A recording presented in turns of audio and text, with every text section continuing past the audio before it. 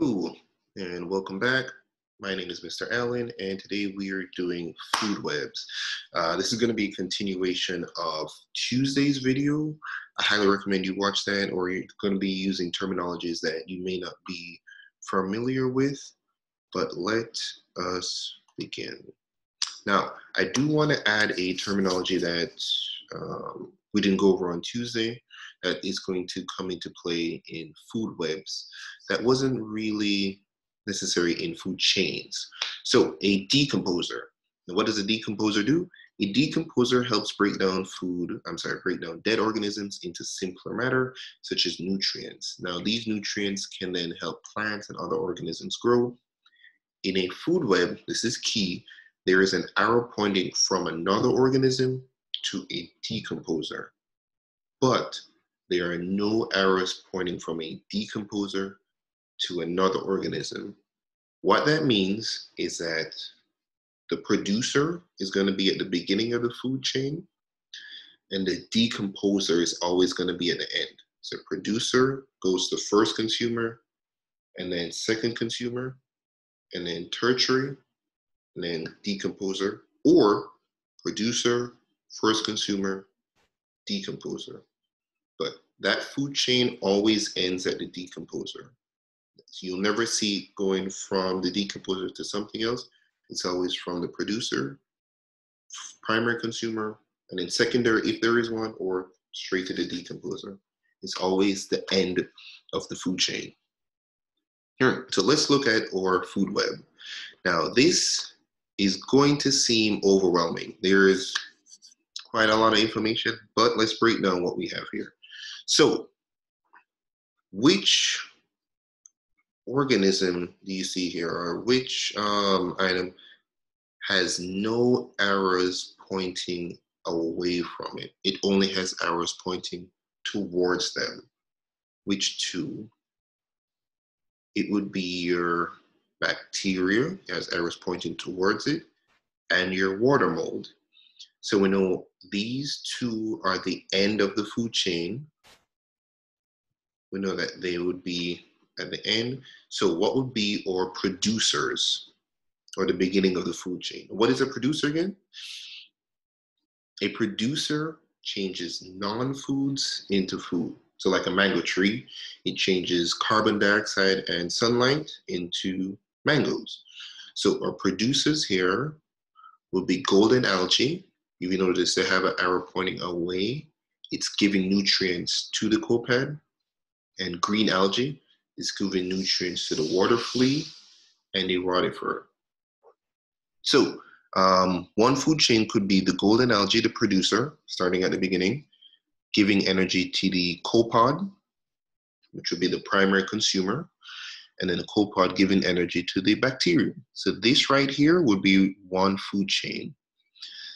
It goes from golden algae, copod, bacteria, and it ends here. So that would be one food chain in this food web. Another food chain could be green algae, producer, going to the water flea, which is the primary consumer, the first consumer to eat producer. The secondary consumer, black carpy, which would be the second consumer is I don't want to say the first, but it's producer, primary consumer, first one needed producer, and then secondary consumer is the second one in the list. And then tertiary consumer would be the water mold. So in this food web, producer, primary consumer, secondary consumer, tertiary consumer, that would be a food chain. So there's a lot going on here, but at the end, they all start at either green algae or golden algae, and they all end at either bacteria or water mold. So let's look at the first question. Let's see what we're trying to figure out. Which two of the following organisms are producers in this food web? Now, again, producer is the beginning of the food chain, and it always has an arrow pointing away. So it starts, and it always points towards the first consumer. So which two do you believe that would be? Definitely pause it if you need a moment, or say it out loud, write it down. But the answer should be your golden algae and your green algae. Pointing away, this is the producer. It's pointing away. Green algae, pointing away. This is the beginning or the producers of the food chain in this food web. Let's check. Awesome. All right, next question. Which two of the following organisms are tertiary consumers in this food web? So let's look at the option. We have black carpe, rotifer, copod, and green algae. Now, looking at them, I can pause if you need a moment, but looking at the answers, we know green algae is a producer, so that can't be an option. And let's look at the rotifer. The rotifer is right here, and this is the primary. So this is one food chain. I believe this is the only food chain that is where it's also the primary. I'm sorry. The green algae was the producer, and then the rotifer was a primary. So we know that these two are not possible. So it would have to be the black carpe and the copod for your tertiary consumers. Awesome. All right, let's keep going. So which two of the following organisms are secondary consumers? Again, can I make it so everything? No. Okay, golden algae, rotifer, black carpe, or green algae? Which two of the following organisms are secondary consumers? Again, definitely pause it, write down, leave what you leave. Now, two of these answers right off the bat are already gone because we know golden algae is a producer, so we know that's not it. And then green algae is a producer, so that's not it. If we go black carpe, it says secondary consumer. Let's go here. So we have green algae producer, water flea primary consumer, black carpe secondary consumer. So that's one chain right there. Bam, bam, bam. And then rotifer, we can go green algae, producer, water flea, primary, rotifer, secondary consumer. Yeah, so we have 1, 2. Awesome. Which two of the following organisms are omnivores in this food web? Interesting. Do you remember what an omnivore is? We have carnivore, omnivore, and herbivore. A omnivore eats both plants and animals, or as it pertains to this, it eats both producers and consumers. So, excuse me. So, which two eat both a producer and a consumer? The black carpe, shiner, copod, and rotifer. Hint, it has to be a primary consumer and also a primary consumer, which is also a consumer. So let's look at the options that we have. Black carpe. Black carpe eats shiners, they eat water flea, and they eat rotifer. Are any of those producers? No. So we can't use black carpe because it doesn't eat a producer. What about shiner? Shiner eats water flea, and that's it. That's the only thing the shiner eats. So, boom, we know these two are out. So let's look at the other options. Copod. Copod eats golden algae, or golden algae gives its nutrition to copod. And copod also eats rotifer. So it eats a producer and a consumer. So that's a good option. And rotifer, it gets its nutrition from the green algae, and it also gets its nutrition from water flea. Yeah, gets its nutrition from green algae and water flea. Or green algae gives its energy to rotifer, water flea gives its energy to rotifer. So boom. All right, let's check. Awesome. Start. Okay. Which two arrows show matter moving from a producer to a primary consumer? So we know that the answer has to have a producer in it. So again, pause, write your answer down, scream it out. I want you guys to really process and break it down. This repetition is going to make you remember. So what are the producers here? We know green algae, golden algae. So which two arrows show matters moving from a producer to primary? So we know it has to start at one of those two. The arrow between the shiner, ignore it. The arrow between golden algae, all right, maybe, and copod, boom, boom, I like it. The arrow between the water flea, that's not a producer, so that's most likely not it. And then the arrow between green algae and a rotifer, what is it, green algae and a rotifer, I like it. Producer, primary consumer, producer, primary consumer. So we know, boom, boom. Submit. Awesome. Which two of the following arrows show matter moving from a primary consumer to a omnivore? Interesting. So we want to know arrows moving from a primary consumer to a omnivore. So what it's saying is that the secondary consumer has to be an omnivore. So let's see. The arrow between, well, let me show all of them so you can try it by yourself. All right. So, pause it, try by yourself. Let's go through them. The arrow between a water flea and a rotifer. Let's see. And a rotifer. So is the water flea a primary consumer? Yes. Is the rotifer an omnivore? Does it take its nutrition from a producer and also a consumer? Yeah. So I like this one. And let's look at another one. Between the rotifer and the black carpy. So boom, black carpy. Does this take its nutrition from a consumer and a producer? I don't believe so. It takes its energy from a consumer, from a consumer, from a consumer. So no. This is between the golden algae and the copod. Copod. Now,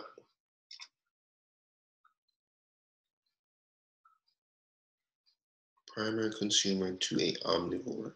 So from the golden algae to the copod is from a producer to a primary consumer, but this says moving from a primary consumer to omnivore. So that's not it. So this is most likely our next one. Let's look at it. Rotifer to copod. So is this a primary consumer? Yes, because it gets its energy from the golden algae. I'm sorry, from the green algae. And copper gets its energy from the golden algae, which is a producer, and it gets its energy from a rotifer, which is a primary consumer. So let's check it.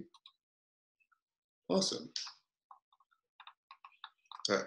Which two of the following arrows show matter moving from a primary consumer to a secondary consumer?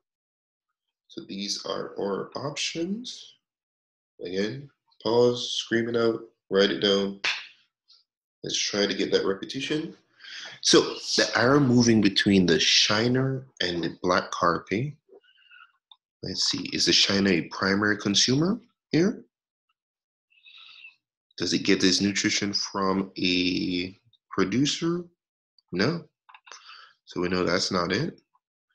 What about a rotifer and a copod? Now, is this the primary consumer? Yes, I like it. And producer, primary consumer, secondary consumer. All right, so that one's looking good so far. Let's check the next one. They are between the green algae and the water flea. We already know green algae is not a primary consumer, so that's not it. Let's try this one. Rotifer and black carpy. So from here to here. So this is a producer, primary consumer, secondary consumer. Is this an arrow between a primary consumer and a secondary consumer? Sure is. Let's submit. Awesome. All right. So here we have a second food web. Now, what I like to do whenever I get a new food web is I find out what my producers are and what my decomposers are. So looking at this food web now, what do you believe the two producers would be? And what would the two decomposers be? Again, a decomposer always has an arrow pointing towards it because it's the end, and a producer always has an arrow pointing away from it. So producers only have arrows pointing away, decomposers only have arrows pointing towards it. So I highly recommend pausing it because you're going to see more webs, and then this will get you more familiar with defining what the beginning and the end is, and then you can break down each step. So our two producers are going to be creosote bush. I might be pronouncing that incorrectly, but the bush and the beaver tail cactus. These are our producers, and our decomposers are microfungus and mushroom. So we know where our beginnings are, boom, boom, and we know where our ends, boom, boom. Okay. Which organisms are omnivores in the food web? Select all that apply. So which one here is an omnivore? What is an omnivore again? They eat producers and consumers. So let's see, desert iguana. Where is my desert iguana? Is this it? This is it, all right. So it gets its nutrition from crescenta. So we know it's at least a herbivore. And does it get its energy from anywhere else? No, that's it. So this is just a herbivore that cannot help us. Let's check the coyote. Coyote, it gets its energy from the beaver tail cactus. So we know it's at least a herbivore, meaning it eats plants. And it gets its energy from desert wood rats, which is a consumer. So we know that would be a good option. It gets its energy from plants or producers and meat or consumers. Grasshopper mouse. Where is our grasshopper mouse? Right here. No, that's grasshopper mouse right here. All right, so it gets its energy from grasshoppers. So we know that it's a consumer. And I think that's it. So we know that can't be an option. So it's most likely a rattlesnake. Let's find out. A rattlesnake gets its energy from the desert wood rat. That's awesome. That's consumer. And it also gets its energy.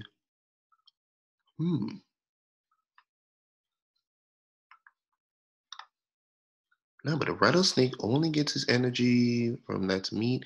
It doesn't get it from any producers, right? I'm not making any desert wood rat. No, see, it wouldn't be the rattlesnake.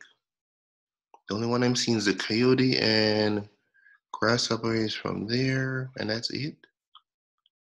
And I'm not mixing up the desert iguana. I believe it's just the coyote.